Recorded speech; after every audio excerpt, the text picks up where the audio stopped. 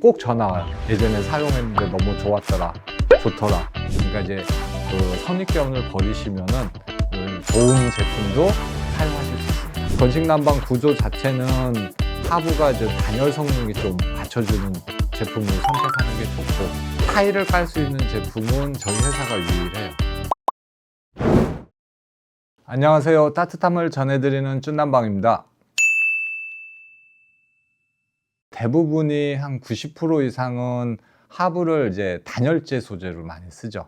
그러니까 이제 저희 같은 경우는 EPS, 그러니까 쉽게 생각하면은 이제 스티로폼 계열의 좀 압축 강도를 높인 거고, 그 다음에 이제 XPS, 그거는 이제 우리 압출법이라고 그래서 뭐 흔히 보이시는 뭐 아이소핑크, 핑크색으로 만드는 회사도 있고, 또 하나는 이제 우리가 보통 이제 PP나 뭐 어떤 소재로 해서 좀 하부를 좀 더 단단하게 만드는 회사, 뭐 EPP로 만드는 회사도 있어요. 그러니까 EPP라고 하면 뭐냐면은 이제 EPS하고 비슷한 구조인데 알갱이를 이제 보통 이제 PP로 이제 좀 만들어서, 그러니까 쉽게 생각하면은 이제 탄성이 있어요. 그러니까 우리 자동차 펌퍼나 이런 쪽, 또 보호제로도 많이 쓰이는데 좀 압축 강도를 높여서 좀 단열 성능도 있고, 이렇게 해서 이제 소재를 많이 쓰고 있습니다.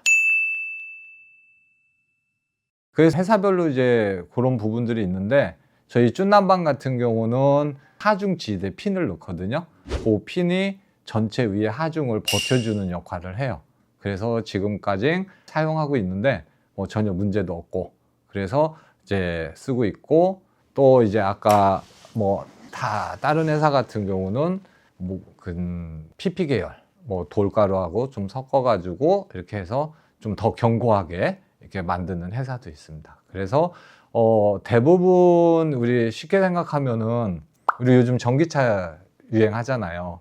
전기차 하면은 키로수도 작고 가다가 뭐 화재 날 것도 같고 또 충전하기 힘들다, 이런 선입견들이 많아요. 그래서 뭐 나는 절대 전기차 안 산다, 뭐 이런 분들도 많은데, 저 같은 경우는 전기차를 지금 4년 동안 사용하고 있는데 너무 편리해요.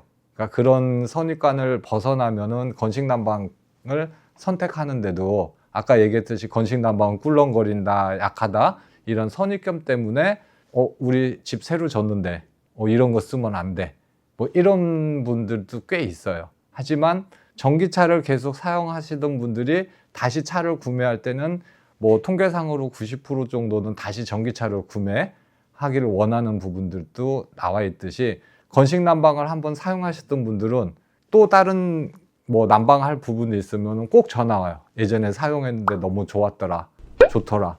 이렇게 해서 저희한테 몇 번씩 시공하시는 분도 있고, 또 좋아서 다른 분 소개시켜 주는 분들도 있고. 그러니까 이제 그 선입견을 버리시면은 좋은 제품도 사용하실 수 있습니다. 제일 기본이 이제 저는 이제 단열이라고 하거든요. 왜냐면은 어떻게 보면 가성비가 제일 저렴하거든요. 또 어떤 형태로든 만들기도 쉽고, 그래서 일단은 상부로 가는 열도 있지만은 하부로 빠지는 열도 있어요. 보통 우리가 뭐 사무실 같은 경우는 밑에 단열층이 없는 구조도 있어요. 근데 주택 같은 경우는 단열층이 있는데, 이 제품 자체가 단열 구조가 안 되면 하부로 빠져나가는 열이 너무 많아요. 그래서 뭐 저희도 아까 같이 EPS로 만드는데 단열 성능을 좀 더 많이 신경 쓴 거죠. 근데 PP나 뭐 이렇게 좀 구조적으로 튼튼한 걸 쓰는 회사들 같은 경우는 그게 좀 약한 부분도 제가 봤을 땐 있는 부분들이 있더라고요.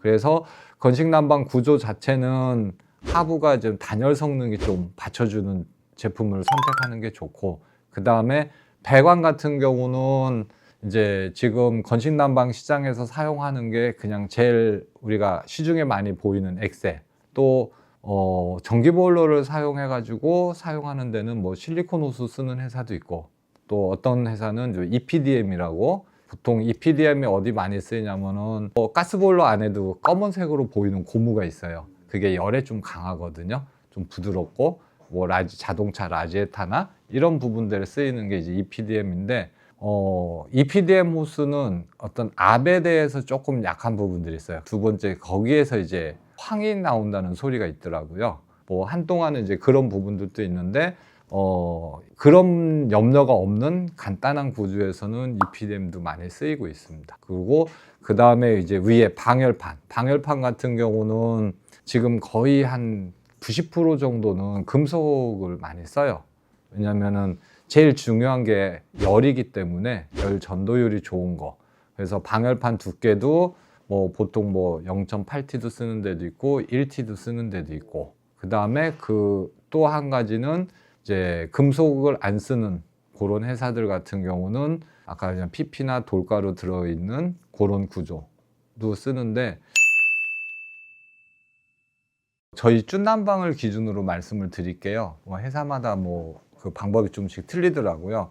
저희 같은 경우는 이제 올 초부터 이제 방열판을 다시 아연판으로 돌아갔는데, 자, 우리나라에서는 바닥재 종류가 장파, 또 사무용 같은 경우는 데코타일, 그리고 이제 마루 종류로 가면은 뭐 강화마루계요. 이제 강마루도 쓰는 부분들이 있는데, 그 자재별로 저희는 이제 시공 방법이 다 틀려요.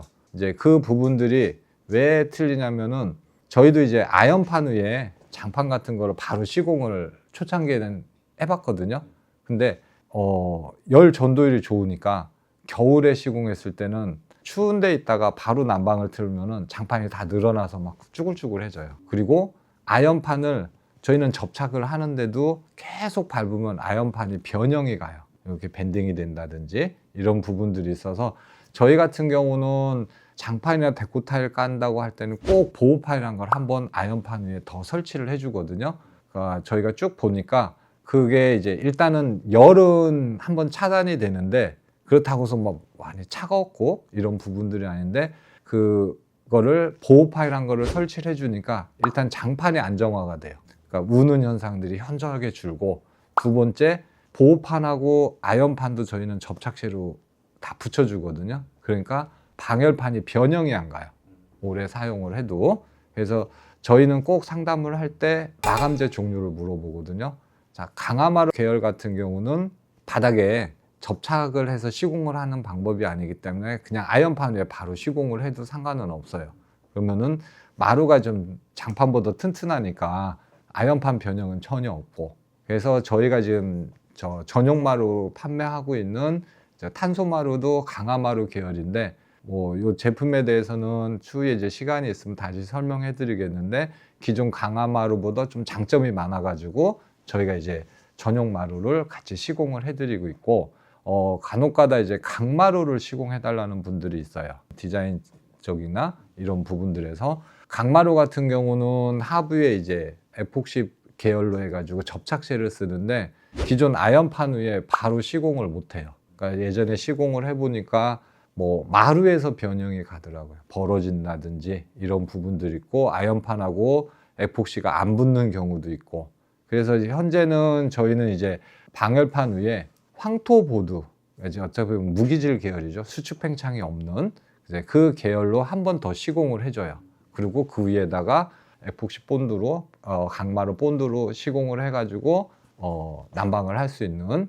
그러니까 방열판의 수축 팽창 계수하고 마루에 대한 어떤 수축 팽창 계수하고 틀리니까, 마루 쪽에서 하자가 나면은 다 난방 문제라고 마루 회사들이 얘기를 하니까, 저희도 이제 고민하다가 지금은 이제 황토보드로 같이 시공을 해주고 있습니다. 저희 제품은 다 깔 수 있어요. 그러니까 저희는 뭐 모텔도 많이 깔아봤고 찜질방도 많이 깔아봤는데, 그걸 할 때는 저희 모듈판하고 배관만 깔고 그 위에는 몰탈로 이제 한번 홈을 메꿔줘요. 그리고 타일을 뭐 압착을 한다든지 이런 식으로 시공이 다 가능한데, 지금 나와 있는 건식 난방 온수 제품 중에서는 타일을 깔 수 있는 제품은 저희 회사가 유일해요. 왜냐면은 저희가 아까 이제 스티로폼 계열이라고 했잖아요. 스티로폼은 시멘트하고 잘 붙어요. 물을 살짝 빨아먹어 가지고 거기다 미장을 해도 거의 안 깨지고 튼튼해요. 그러니까 이제 홈만 파서 하는 부분들은, 어떤 회사는 거기다 알루미늄을 씌워놨으니까 시멘트하고 접촉이 안 되겠죠. 그리고 XPS 계열들은 물을 안 빨아먹어요. 그러니까 시멘트하고 분리가 돼 버리거든요. 그 다음에 저희 같은 건 구조적으로 돌출이 되게 많아요. 그래서 시멘트가 저희 모듈판하고 쫙 달라붙어요. 그리고 시공을 할 때는 모드판 자체를 바닥에 다 접착을 해버리니까 움직임도 없고, 그리고 그 위에다가 뭐 모래로 해가지고 타일을 깔 수도 있고, 아까 압착으로 해가지고 타일을 깔아도 타일에서 하자가 안 떠요. 자, 화재가 나면 일단 표면에서 탈 부분들이 있어야 되잖아요. 근데 위에 방열판이라는 개념이 있잖아요. 아까 아연판도 있고 뭐 무기질 계열도 이제 잘 안 타는데, 자, 불이 밑으로 들어가지는 않잖아요. 불은 타면은 다 벽으로 해서 위로 올라가거든요. 혹시라도 밑에까지 해가지고 다 탔다. 타도 저희는 그래요. 배관에 물이 차 있잖아요. 보일러는 압을 받고 있거든요. 그러면은 여기서 물이 계속 나와요. 그럼 불이 붙어도, 혹시라도 스티로폼이니까 불이 붙어도 꺼질 수 있는 확률이 크거든요. 보일러는 가스보일러나 기름보일러 같은 건 자동 보충 개념이에요. 물이 새면은 물이 계속 투입이 돼서 계속 흐르거든요. 그래서 누수가 돼도 밑에 집에 계속 흐르는 이유가 그러거든요. 그러니까 화재가 나서 배관에 무리가 가서 배관이 터졌다 해도 물은 계속 나와서 뭐 불이 꺼질 수 있는 확률도 있는데, 걱정하지 않으시는 게 화재가 나도 밑에까지는 안 붙어요. 그렇기 때문에 소방법에도 바닥에는 뭐 장판도 소방법에 안 걸리거든요. 이게 수출오픈이라고 해서도 소방법에 안 걸리니까 걱정하지 마셔도 됩니다. 요즘에는 냉장고도 되게 무거워요. 그 양문형 같은 경우는 한 100kg가 넘더라고요. 근데 걔네들 같은 경우는 실질적으로 힘이 조그만 발에 다 닿잖아요. 피아노도 바퀴에 이제 닿는데, 저희가 시공을 할 때 특히 이제 장판 했을 때는 끌고는 다니지 말라고 그래요. 밀고는 다니지 마는데, 놨을 때는 하중적인 문제가 없는데 이제 얇은 바퀴 쪽으로 해서 끌고 다니면 마루도 손상이 가요, 솔직히. 또 위에가 장판 깔렸으면 장판도 찢어지고, 그러니까 이동할 때만 좀 조심해서 설치를 하시라고 그러면은 전혀 지장이 없어요. 뭐 저희도 실질적으로 13년이란 경력 동안에 피아노가 있는 집도 많았을 거잖아요. 근데 그런 집에서 어떤 클레임이나 이런 게 들어온 게 없으니까 항상 이삿짐 나를 때 그것만 조심해 달라고 하고, 뭐 사용하시는 데는 전혀 지장 없고, 뭐 침대라든지 뭐 북박이장 같은 경우는 뭐 단면적도 넓고 무게도 그렇게 많이 안 나가니까 아무런 지장 없어요. 습기가 올라오면 성능이 떨어지거나 부식이 될 수 있나? 그런 부분들은 있죠. 실질적으로 아까 금속이라고 했잖아요. 그러니까 아연판이라고 해도 부식은 생겨요. 근데 그렇게 생각하시면은 참 애매한 게, 바닥에서 습기 올라오면 사람 사는데도 안 좋아요. 그러니까 바닥 자체에서 습기가 올라온다는 건 뭔가 집에 문제가 있는 거거든요. 그러니까 집 자체는 바닥에서 습기가 올라오면 안 돼요. 하지만은 이제 반지하라든지 지하에 있는 부분들은 그런 경우가 많아요. 하지만 이제 습기가 올라온다고 해도 금속이 바로 뭐 하루 이틀에 삭아서 없어지지는 않아요. 저희들도 이제 뭐 장판이나 이런 거 했을 때 지하 같은 데 뜯어보면은 빨갛게 녹이 쓴 거는 볼 수는 있는데, 녹이 슬었다고 해서 뭐 금속이 뭐 바로 그게 약해지는 건 아니거든요. 그러니까 뭐 수출오픈 자체는 습을 먹어도 변형은 안 가요. 그러니까 이제 그런 부분들에서 크게 걱정을 안 하셔도, 저희도 뭐 반지하도 지하도 많이 깔아봤으니까, 특히 어떤 집은 밑에서 습기가 많이 오른다고 건식으로 한다고 하시는 분들도 있고, 이렇게 시공을 다 해준 집도 있고. 왜냐하면 습기 있으면은 그거는 인지를 시켜드려요. 밑에 있는 습기가 방 가운데에서는 안 올라와도, 왜냐면 태핑 처리하고 다 하니까. 하지만 그 습기가 어디로 가겠어요? 그 집 안에 있으니까 벽 쪽에 곰팡이나 이런 건 낄 수가 있다.